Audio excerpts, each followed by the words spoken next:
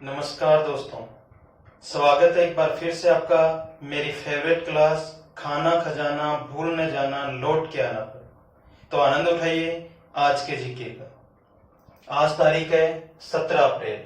तो जानते हैं कौन कौन से महत्वपूर्ण घटनाक्रम आज से पूर्व इतिहास में इस दिन घटित हुए 17 अप्रैल को। तो सबसे पहले चर्चा करते पड़े पहले बिंदु की तरफ है। पहले बिंदु में अपन बात करते हैं आज ही के दिन 17 अप्रैल 1899 को कलकत्ता को पन बिजली मिली। आज ही के दिन 17 अप्रैल 1899 को कलकत्ता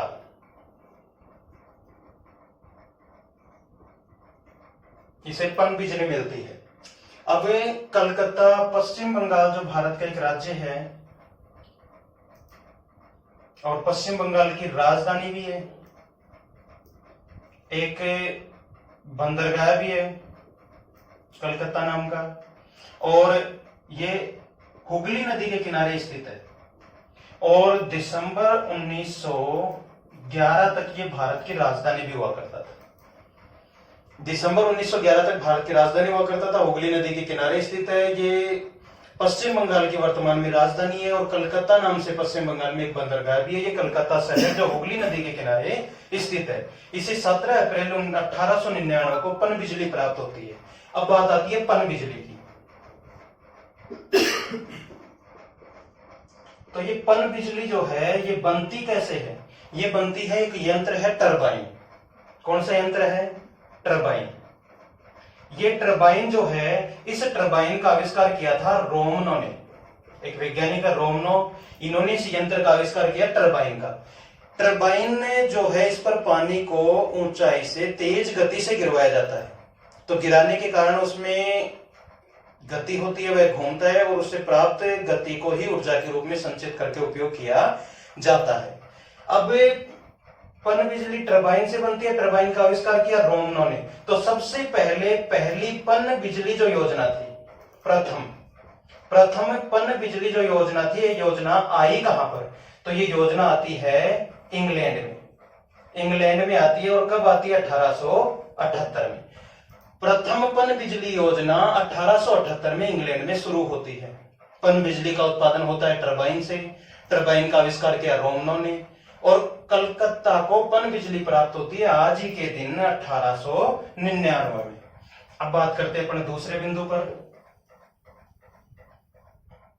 दूसरा बिंदु है सर्वपल्ली राधाकृष्णन की मृत्यु। आज ही के दिन 17 अप्रैल 1975 को 17 अप्रैल 1975 को भारत के एक महान हस्ती जिसको डॉक्टर सर्वपल्ली राधाकृष्णन के नाम से जाना जाता है, इनका देहावसान हुआ। ये वही डॉक्टर सर्वपल्ली राधाकृष्णन है जो भारत के प्रथम उपराष्ट्रपति थे।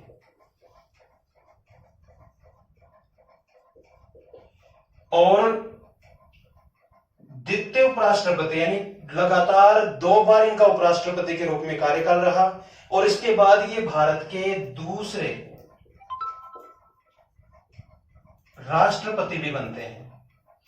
और इनको 1954 में भारत का सर्वोच्च सम्मान जो है, 1954 में भारत का सर्वोच्च सम्मान भारत रत्न भी दिया गया।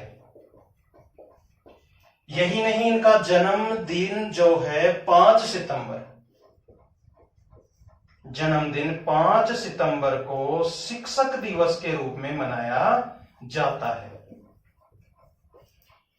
भारत के प्रथम उपराष्ट्रपति, 2 बार इनका उपराष्ट्रपति के रूप में कार्यकाल रहा। उसके बाद भारत के ये दूसरे राष्ट्रपति बनते हैं।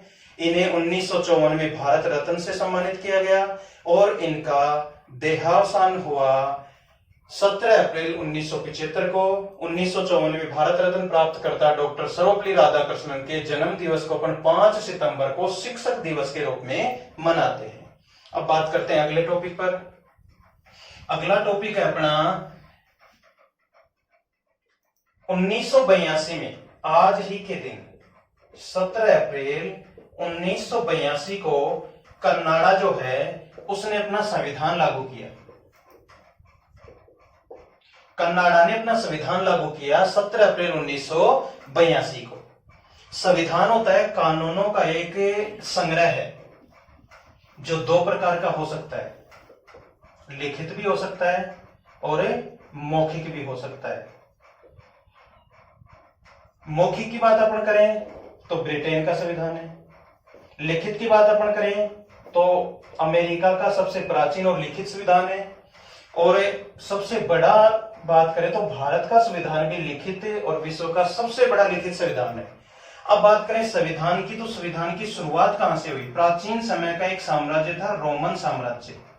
उस रोमन साम्राज्य में एक 12 कानूनों का संग्रह हुआ करता था, जिसे 12 टेबल या 12 तख्तियों का कानून कहा जाता था। वहीं से शुरुआत होती है संविधान की। तो संविधान कानूनों का एक संग्रह होता है जिसकी सहायता से एक व्यवस्था का संचालन सुचारू रूप से किया जाता है। कोई भी राजनीतिक इकाई या देश इसी के अनुरूप संचालित होता है। तो इस संविधान को कनाडा ने अपनाया 17 अप्रैल 1982 को। कनाडा उत्तरी अमेरिका महाद्वीप का, कनाडा उत्तरी अमेरिका महाद्वीप का एक देश है और विश्व का क्षेत्रफल की दृष्टि से दूसरा सबसे बड़ा देश है। तो पहला कौन सा है? तो विश्व का क्षेत्रफल की दृष्टि से पहला बड़ा देश है रूस, और दूसरे नंबर पर आता है कनाडा। अब बढ़ते हैं अपन चौथे टॉपिक की तरफ है, और चौथे नंबर पर है भारत ने SLV 3 नंबर का जो रॉकेट था इसका प्रक्षेपण किया।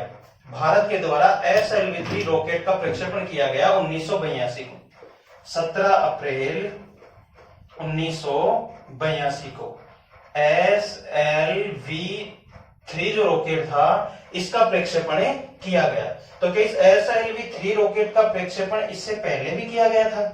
जी हाँ, किया गया। कितने चरणों में हुआ इसका प्रक्षेपण? 4 चरणों में। और पहला चरण इसका होता है 10 अगस्त 1979 को। पहला चरण होता है 10 अगस्त 1979 को, इसका प्रक्षेपण प्रथम बार किया जाता है, लेकिन यह असफल रहता है। तो सफल कौन सा चरण रहता है? चौथा चरण। और चौथे चरण में प्रक्षेपण किया गया 17 अप्रैल 1982 को। इसके बाद अपन बात करते हैं आज कौन सा दिवस है। आज है विश्व हीमोफीलिया दिवस। विश्व हीमोफीलिया दिवस। विश्व हीमोफीलिया दिवस कब मनाया जाता है? तो विश्व हीमोफीलिया दिवस मनाया जाता है 17 अप्रैल को। तो इस दिवस के मनाने की शुरुआत कब हुई? विश्व हीमोफीलिया दिवस के मनाने की शुरुआत होती है 1989 में। 1989 में विश्व हीमोफीलिया दिवस को मनाने की शुरुआत होती है। अब बात आती है हीमोफीलिया होता क्या है। तो हीमोफीलिया एक तरह का रोग है, या यूं कह सकते हैं आनुवांशिक बीमारी है, दोष है, और सामान्यतः पुरुषों में देखने को मिलता है। ये रोग किन में पाया जाता है? पुरुषों में पाया जाता है। पुरुषों में रोग पाया जाता है ये, लेकिन इसकी संवाहक कौन होती हैं? महिलाएं होती हैं। ये रोग आनुवंशिक बीमारी एक, अर्थात एक पीढ़ी से दूसरी पीढ़ी में पहुंचती है। सामान्यतः किन में पाई जाती है? पुरुषों में पाई जाती है। इस रोग की संवाहक कौन होती हैं? महिलाएं होती हैं। अब इस रोग में होता क्या है? इस रोग में हमारे जो ब्लड है, रक्त है, उसके थक्का बनने की, ब्लड क्लॉट होने की जो प्रक्रिया है वो धीमी हो जाती है। अर्थात कोई भी चोट लग जाए, हाथ पैर कहीं से कट हो जाए, तो ऐसी स्थिति में ब्लड का थक्का नहीं बनता है, रक्त बहने से रुकता नहीं है, ब्लड क्लॉटिंग नहीं होती है, और ऐसी स्थिति में व्यक्ति मृत्यु को भी प्राप्त हो सकता है। और इस बीमारी का बहुत बड़े स्तर पर ब्रिटेन जो था उसके शाही परिवार में जो पुरुष थे, उन अधिकांश पुरुषों में इस रोग का पता लगा। यानी ज्यादातर पुरुष जो शाही परिवार के थे उनमें यह रोग पाया गया, और तब से इस रोग को शाही रोग भी कहा जाता है। इसको तब से शाही रोग भी कहते हैं। तो दोस्तों, आज की खाना खजाना की अपनी यही क्लास थी। आगे बने रहिए लगातार मेरे साथ। खाना खजाना भूल न जाना, लौट के आना क्लास पर, जिस पर आपको रोज की उस तिथि को प्राचीन समय के इतिहास में घटित बहुत ही प्रसिद्ध घटनाओं की डिटेल में विस्तार से जानकारी मिलेगी, उनसे संबंधित अन्य बातों को भी आपको जानने को मिलेगा। धन्यवाद।